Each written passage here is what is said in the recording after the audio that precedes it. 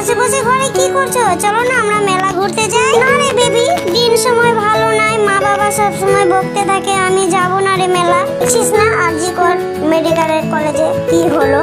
বাবা পিঙ্কি এত করে বলছি মেলা চো যাবি না? ঠিক আছে চ তাহলে মেলা। মা একটু মেলা যাচ্ছি বেবির সাথে, ঠিক আছে?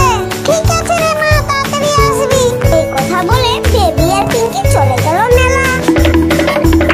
মেলা গিয়ে তারা ফুচকা চাট অনেক জিনিস খেয়ে ফেলেছে। খাওয়া দাওয়া করে দুই বান্ধবীতে বাড়ি যেতে লাগলো। সেই সময় ওখানে ডাইনি এসে বলে, এই পিঙ্কি, এই বেবি, অনেক তোরা ভালো মন্দ খেয়েছিস, এবারে তোদেরকে আমি খাবো, আমার খুব খিদে পেয়েছে।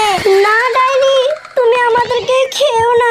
না না, ওসব শোনা যাবে না, আমার খুব খিদে পেয়েছে, আমি তোদেরকে খাবোই। কোথায় আছো সুপারম্যান? আমাদের বাঁচাও ডাইনির হাত থেকে। ওই সময় সুপারম্যান ওখানে এসে হাজির হয়। ডাইনি তুমি এদের ছেড়ে দাও। না না, আমি এদেরকে ছাড়বো না, আমি তো খাবোই। সুপারম্যান ওখানে ডাইনিকে মারতে মেরেই ফেললো। যাই হোক সুপারম্যান, তুমি আমাদেরকে বাঁচিয়ে নিলে।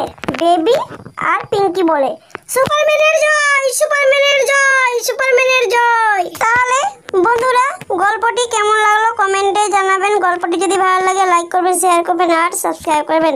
তাহলে দেখা হচ্ছে আরেকটি নতুন গল্পের সাথে।